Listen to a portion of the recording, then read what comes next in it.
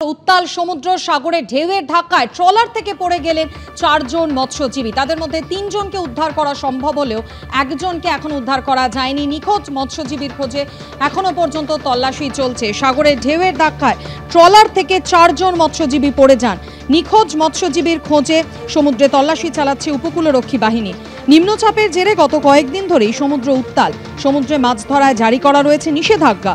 আর এর মধ্যেই শুক্রবার কুলতলি থেকে 15 জন মৎস্যজীবীকে নিয়ে রওনা দিয়েছিল একটি ট্রলার। যে ট্রলারের মধ্যে থেকে 4 জন উত্তাল সমুদ্রে ঢেউয়ের ধাক্কায় ট্রলার থেকে পড়ে যান। ইতিমধ্যেই 3 জনকে উদ্ধার করা সম্ভব হয়েছে এবং একজনের খোঁজে উপকূলরক্ষী বাহিনী তল্লাশি চালাচ্ছে।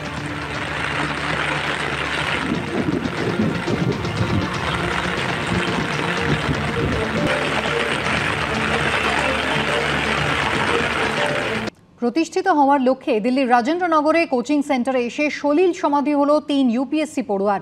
লাগাতার বৃষ্টিতে কোচিং সেন্টারের বেসমেন্টে হু হু করে ঢুকলো জল, ডুবে মৃত্যু হলো উত্তরপ্রদেশ, তেলেঙ্গানা ও কেরলের বাসিন্দা 3 জন পড়ুয়ার। এত বড় দুর্ঘটনা কিভাবে ঘটলো ম্যাজিস্ট্রেট পর্যায়ে তদন্তের নির্দেশ দিয়েছে দিল্লি সরকার। গ্রেফতার দিল্লির কোচিং সেন্টারের মালিক ও কোঅর্ডিনেটর।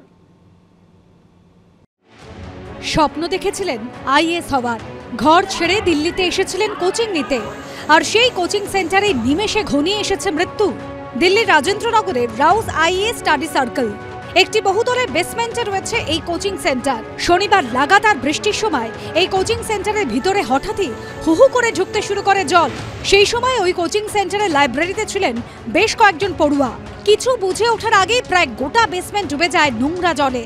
জলের মধ্যে দমবন্ধ হয়ে মৃত্যু হয় উত্তরপ্রদেশের আম্বেদকর নগরের বাসিন্দা শ্রেয়া যাদব, তেলেঙ্গানার বাসিন্দা তানিয়া সোনি এবং কেরালার এর্নাকুলামের বাসিন্দা নবীন দলভিনের।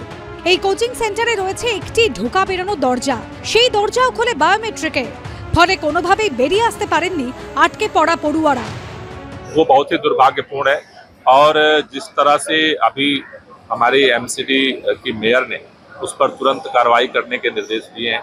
वहाँ पता चला है कि पार्किंग के अंदर अवैध तरीके से जो है वहाँ पे कोचिंग चल रही थी, तो सरकार ने सारी जो घटनाक्रम है उसके जांच के भी आदेश दिए हैं, उसकी जांच हो रही है।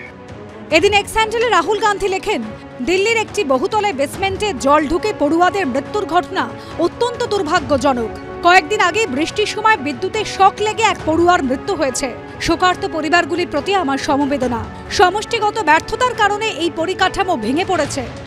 This can't be a natural disaster. This is a man-made disaster, a man-made tragedy. These students had come from far-off states to prepare for competitive exams in Delhi. There are various coaching centers in Delhi, as you all know. Action has to be taken, accountability has to be fixed, and Delhi cannot be seen as such an insensitive city. UPSC 3 পড়ুয়ার এমন মর্মান্তিক পরিণতিতে রবিবার রাজেন্দ্রনগরে বিক্ষোভ দেখায় ছাত্রছাত্রীরা।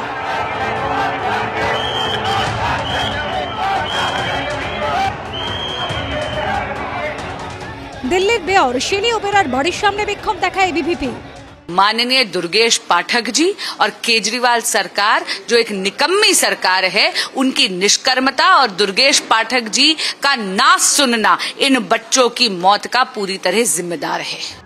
লক্ষ লক্ষ ছাত্রছাত্রীর স্বপ্ন সফল করার রাস্তা দেখিয়ে ইউপিএসসি কোচিং সেন্টারের হাব দিল্লি, তাই সেখানে ছুটে গিয়েছিলেন শ্রেয়া, তানিয়া, নবীনরা, কিন্তু আর ফেরা হলো না।